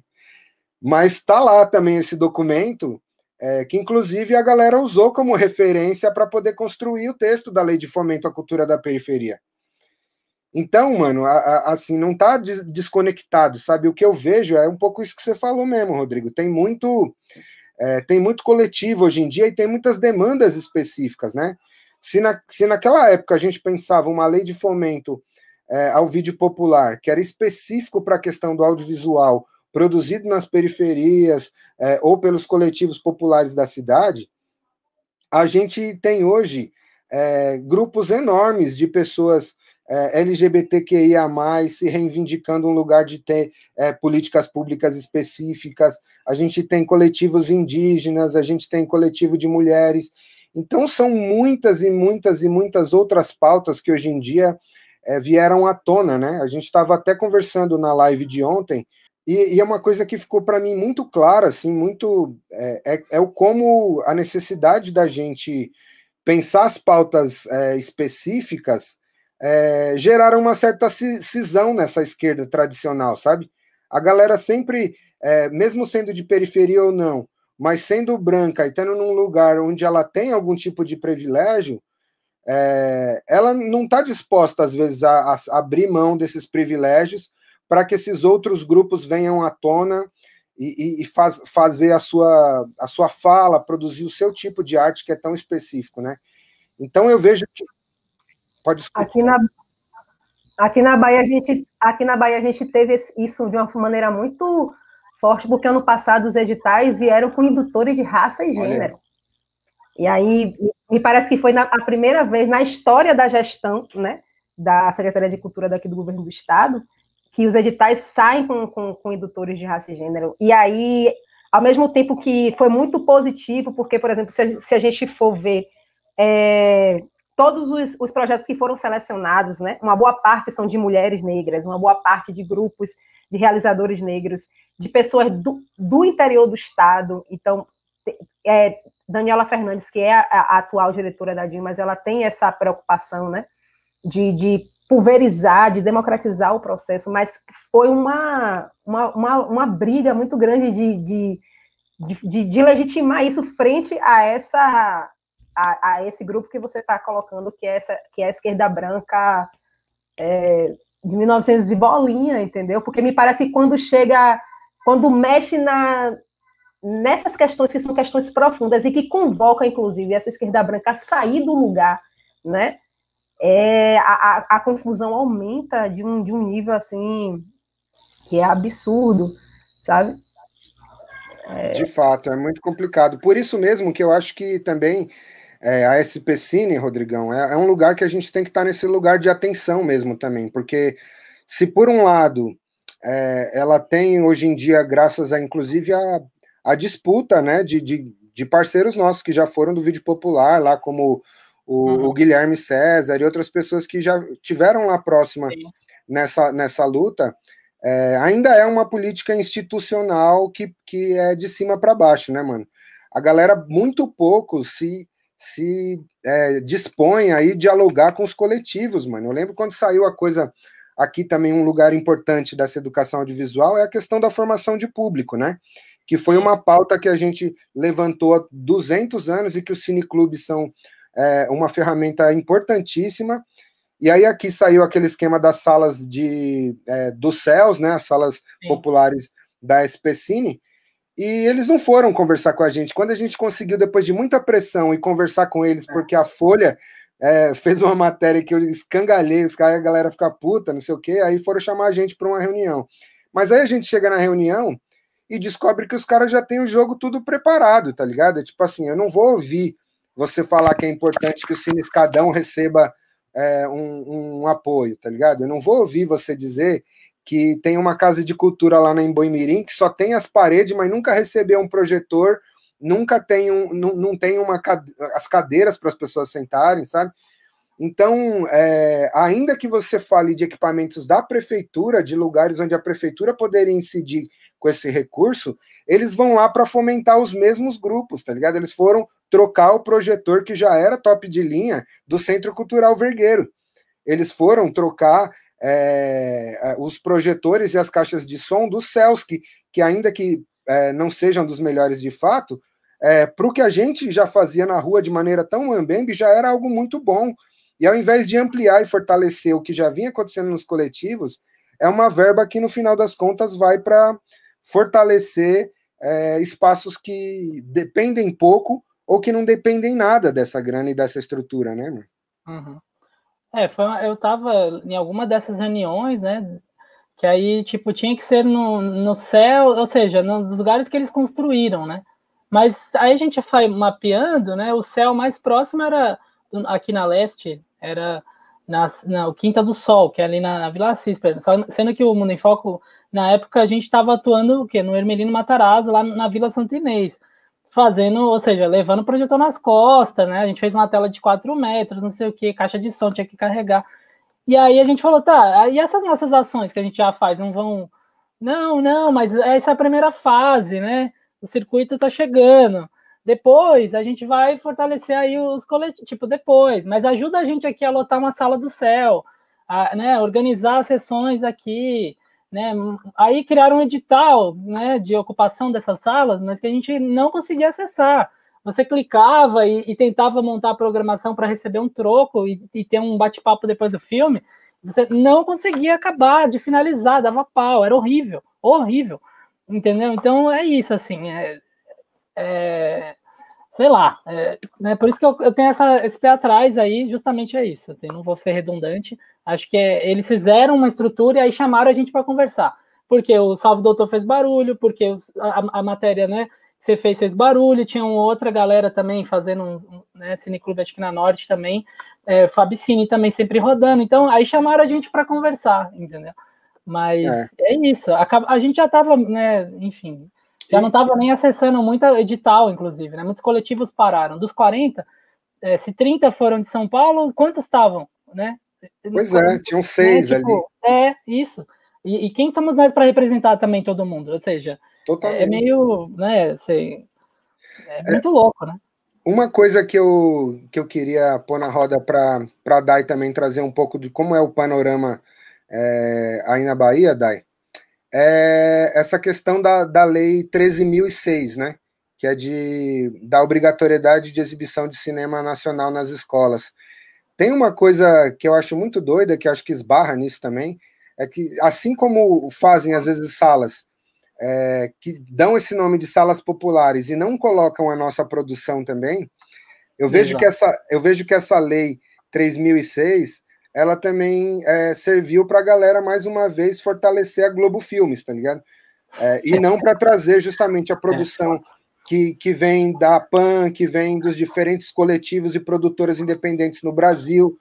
Tem um olhar tão restrito do que é cinema nacional que muitas vezes fica preso a isso. Qual que é o panorama aí nas escolas da Bahia? Então, o Circuito Luiz Orlando de exibição, inclusive uma das justificativas para a criação é exatamente o que a lei traz, né, dessa obrigatoriedade, né, de exibir no mínimo 2 horas de filme nacional por mês nas escolas. A gente circulou muito através do Circuito Luiz Orlando, né, em várias escolas da cidade e em várias escolas do interior da cidade, em pontos de cultura, em cineclubes. E a curadoria que a gente faz é exatamente na contramão disso que você está falando. Uma boa parte dos filmes, por exemplo, que foram da curadoria da primeira edição, são de realizadores baianos, por exemplo, né? Primeiro a gente fez esse recorte de trazer os filmes, inclusive, que foram financiados com recurso público, de fazer agora com que esse filme circule, com que a gente distribua esse material. Então, aqui na Bahia, a gente tem um Circuito Luiz Orlando de exibição como exemplo de que a gente está caminhando para fazer, para efetivar, de fato, a questão da lei. E agora eu vou retomar o circuito para pensar como é que ele vai funcionar no contexto pandêmico e como é que ele vai funcionar online. mas a proposta é exatamente fazer um tipo de curadoria que privilegie os realizadores baianos, os realizadores negros, as mulheres, os filmes que são produzidos no interior do estado. Inclusive, a gente fez uma recente curadoria agora para um prêmio que a gente vai lançar aqui, que era exatamente também pensando nesse recorte, né, de território, pensar nos filmes do interior, pensar nos filmes, a gente abriu a categoria de cinema negro na premiação, não tinha nas gestões anteriores do prêmio, a gente abriu a categoria de cinema de mulher, e dentro da categoria de cinema negro, colocou lá os clássicos, as mulheres periféricas. Então, de alguma maneira, a gente avançou bastante nos processos, mas a gente entende que a demanda é grande, que vão surgindo cada vez mais realizadores, e que esses realizadores estão ensaiando seus métodos, né? E de que forma, por exemplo, eu, que agora estou dentro de uma sala de cinema, que vou gerenciar a programação de uma sala de cinema, vou agregar esse público, né? Agregar esse realizador e agregar o público.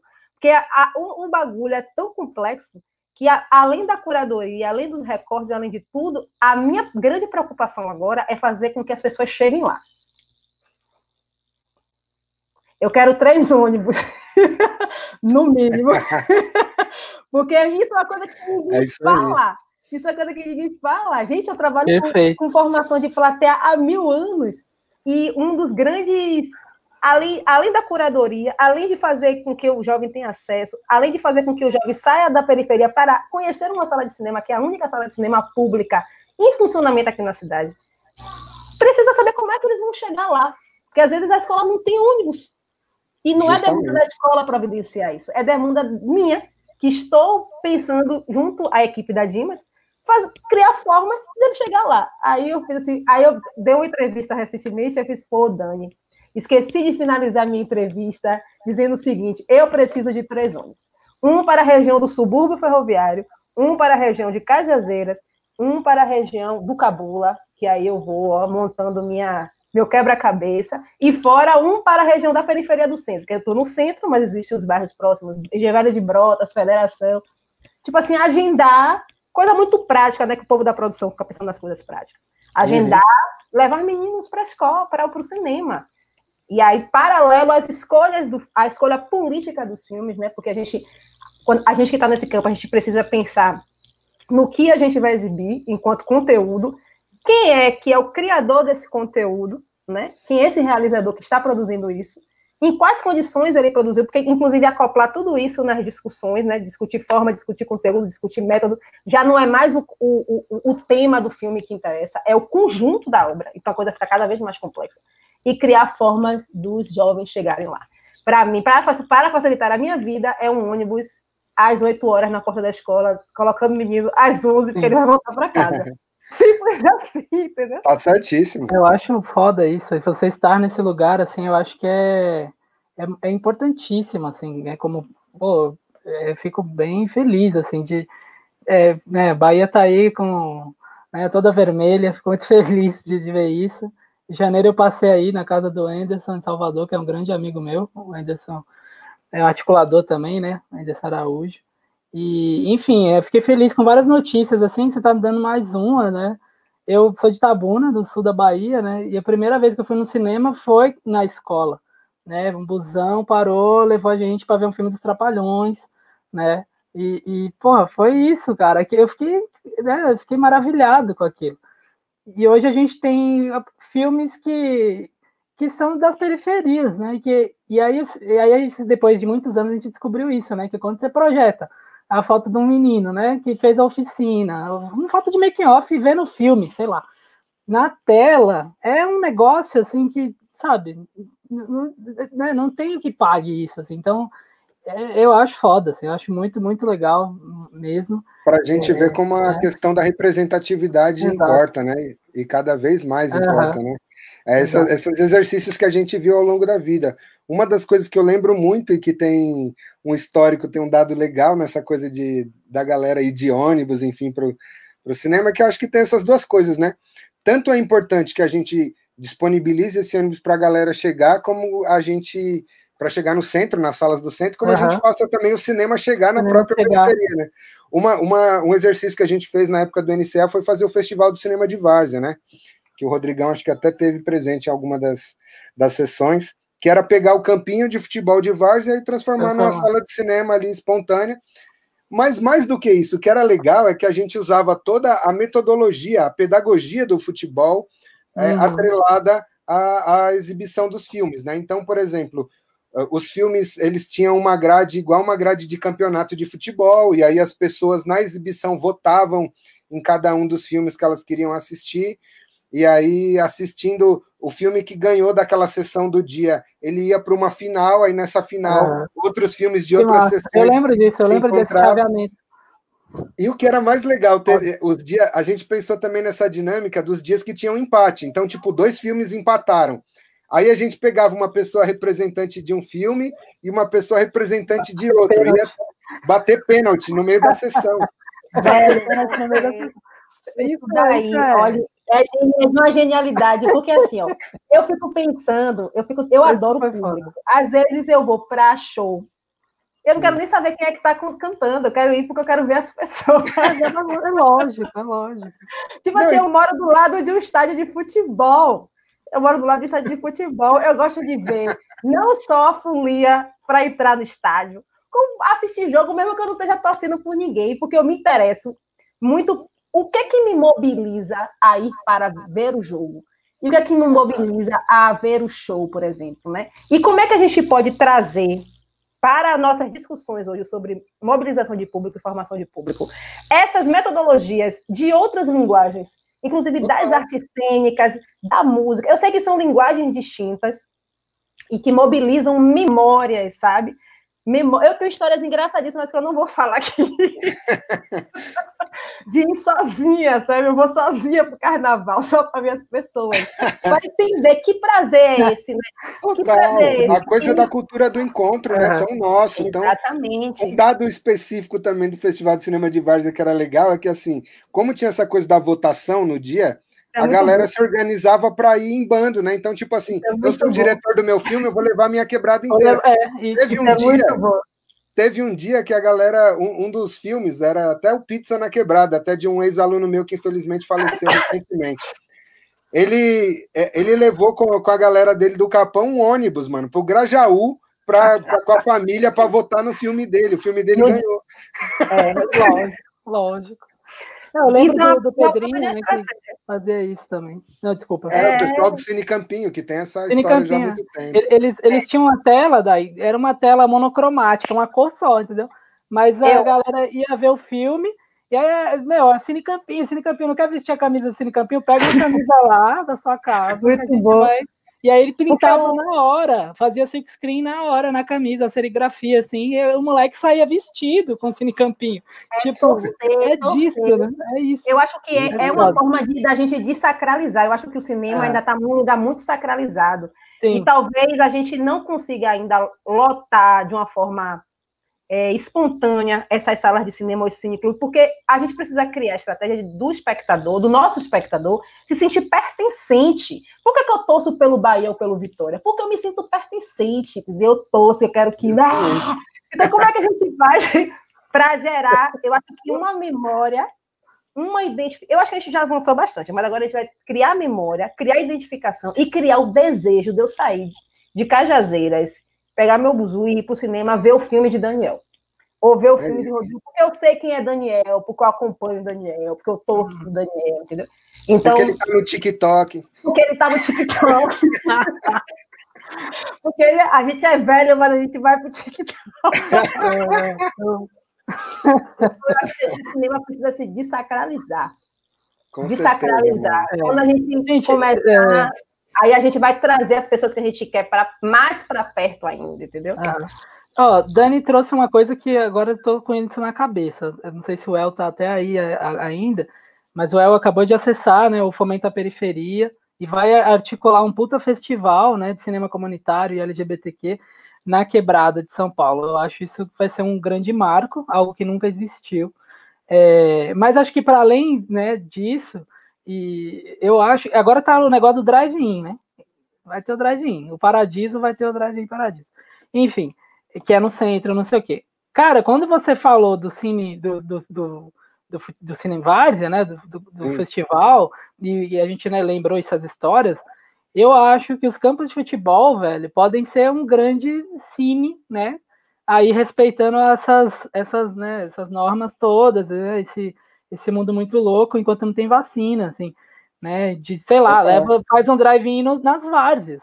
Pode ser um puta caminho. Eu acho que a gente, né, assim, me veio agora a ideia aqui, né, a gente lembrando e tal, né, viva a nostalgia e tudo, mas pensando praticamente, assim, agora, por que não, né? Taca uma tela lá, tela a gente tem, eu tenho a minha ainda. Olha, Festival Queer, o Wellington postou aqui. É isso. Então, pode ser alternativas que, né, ou seja, que a gente consiga driblar, assim, porque o campo é grande, né? Então, sei lá, bota as mesas, porque também limitar o carro eu acho foda, assim, eu sou meio, né, sim, eu acho. Mas eu acho que tem essa coisa, né, Rodrigão? Eu acho que as possibilidades são imensas. Talvez a grande questão seja a gente não perder essa nossa memória de luta, para não começar tudo de novo, sabe? Claro, tipo, isso. Quando você pô, que massa que o El conseguiu agora isso e vai fazer isso. Pô, vamos aproveitar essa expertise dos diferentes festivais, o Festival de Cinema de Várzea, o próprio festival Super Off, os tantos outros festivais e mostras que a gente fez no Coletivo de Vídeo Popular, ou as experiências cineclubistas que o Flavião, o Lincoln, tantos outros têm, sabe? Exato. Eu acho que esse momento, ele exige isso, velho, que a gente tenha unidade na diversidade e que a gente tenha também possibilidade de garantir que essas experiências não se percam, sabe? Que a gente continue esse diálogo. Por exemplo, o Festival de Cinema de Várzea acabou e foi muito louco, porque na sequência a Cooperifa começou um projeto de poesia nos campos de Várzea. Então, assim, é a gente voltar a dialogar com essa galera, que é justamente o nosso público de formação. Porque se existe uma saída possível para esse imbróglio que a gente está político, eu acho que é a gente justamente fazer isso que a Dai falou, de sacralizar o cinema, mas mais do que isso, de sacralizar as artes como um todo, de sacralizar a política, sabe? O Saraus vem fazendo isso há muito tempo, de fazer essa desacralização da literatura clássica, sabe? A gente também precisa desacralizar essa política institucional ridícula, sabe? Que vive à mercê desse compadrio, dessa pilantragem, sabe? E fazer uma política de verdade que aconteça na rua em diálogo com as pessoas. Então, eu acho que a gente precisa se aproximar, mais do que nunca, a gente precisa estar no campo de várzea, a gente precisa estar nas escolas públicas, que ainda que estão detonadas, são esses lugares de resistência, onde os professores estão lá de segunda a segunda, fazendo uma guerra quase heróica, assim, tanto com a gestão das escolas, como também com os próprios alunos, enfim. Eu acho que são essas, talvez, as saídas possíveis para um futuro próximo, né? Sim, com certeza. Convido vocês, então, a fazer aí os encerramentos, porque nosso bate-papo está chegando a quase 2 horas aí. Estamos falando pra caramba.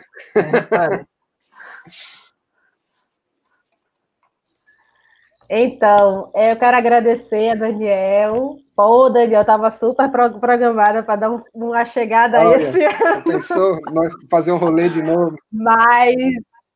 Mas eu espero que em breve a gente possa se reencontrar. Nós nos conhecemos em 2017, depois do encontro da PAN. E aí eu espero que a gente possa se reencontrar. Espero que eu possa conhecer o Rodrigo também pessoalmente. Agradeço pela oportunidade de estar debatendo com vocês esse tema que para mim é tão importante, né? Que é onde minha carreira começa, é onde minhas pesquisas, onde eu também contribuí com a formação, né, de tantos jovens que estão aí hoje produzindo coisas e que a gente continue ampliando o debate, sistematizando isso que você falou mesmo dessa amostra do futebol. Isso é um método genial que a gente precisa, que você precisa escrever, que eu preciso também escrever. O que é que a gente está inventando, né, nesse tempo? Porque agora, durante a pandemia, essas memórias todas estão vindo, né, do que a gente fez. Então, como é que a gente faz para poder trazer o que a gente fez e que deu certo, né, para a gente começar a atualizar, para vislumbrar, né? Eu não sei nem se é um futuro possível, mas é um agora possível. Eu não estou conseguindo ir para daqui a 5 anos. Para mim, é daqui a pouco. as coisas são daqui a pouco, é amanhã. O máximo que eu estou conseguindo são 2 dias, e olhe lá. Obrigada. Obrigado, mana. Rodrigão, suas considerações finais. Agradeço aí também o convite, né, do Dani, assim, fiquei super feliz. Ontem, infelizmente, não consegui por conta, né, da fechando nota e tal, mas depois eu vou ver aí. Enfim, eu acho que esse é o momento mesmo da gente se articular, sabe, enquanto rede. Eu super acho que esse é o caminho, assim, acho que é o único caminho. Sinceramente, assim, não dá para cada um fazer seu corre, entendeu? Eu acho que tem que ser todo mundo junto, né? Claro, dependendo, né? Enfim, acho que junto no sentido de tipo, como é que eram as sessões do circuito exibidor, né? A gente escolhia um filme dentre do circuito que estava lançando, a gente fala, quem está lançando o filme? O meu está quase pronto, não sei o quê. E aí você também corria para finalizar seu filme, porque você lançava dentro do circuito. E aí todo mundo exibia, os exibidores mesmo, que era o Campinho, Escadão, Becos e tal, exibia nas suas quebradas, né? O filme do mês e o lançamento era um filme dos nossos, né? E eu acho isso foda, assim. Então, pô, não dava para, né, fazer igual o Pedrinho fez de cruzar para sul, não sei o quê. Às vezes eu fui até em reunião lá no NCA, mas não dava para ir sempre. Mas, pô, seu filme foi, tá ligado? Então, é isso, assim, tipo, né, nem sempre dá para estar junto fisicamente nos lugares, né, mas acho que tem um apoio que dá para a gente, né, fazer, que pode ser divulgação até, né, de um festival divulgando o outro, uma ação sendo divulgada no outro, e eu acho que quando vai para mostras, festivais, eu acho que a gente poderia destinar espaços, assim, para, tipo, pô, uma curadoria para mostra tal, sabe? Eu acho que é uma maneira já de criar laços, assim, né? Total. Então, eu acho que é um caminho para a gente que está agora em curadorias, não sei o quê, de pensar muito nisso mesmo, assim, né? De ter espaço para esses coletivos, que todos que estão produzindo, e a gente tentar emanar todo mundo aí, né? Caminhar junto, assim, nesse sentido. Nem sempre dá para reunir tudo, né? E todo mundo, mas não vejo outro lugar, não vejo outro caminho, assim, tipo, se os circuitos não estão aceitando a gente cria o nosso, né? E claro, nunca vai deixar também de bater lá e tentar entrar nos outros circuitos também, né? Não estamos descartando. Justamente. Né? Enfim, porque é dinheiro público e, a gente tem que lutar por tudo que for público ou que a gente paga imposto e tal. Né? É guerra, é isso, né? Mas, pô, tem os festivais que é nosso mesmo né, e tem que ser só nosso também, sabe? Tipo, meio Total. Que é isso, assim. É isso, eu queria só agradecer mesmo, valeu. É nóis, gente. Satisfação imensa aí ter vocês também. Obrigado aí de terem aceitado o convite. Acho que a gente está nesse corre há tanto tempo e tem esse acúmulo, né, importante de ser dividido. Legal que a gente está tendo essa oportunidade aqui hoje de fazer isso. Então, agradeço vocês, agradeço a todo mundo que acompanhou a gente aí.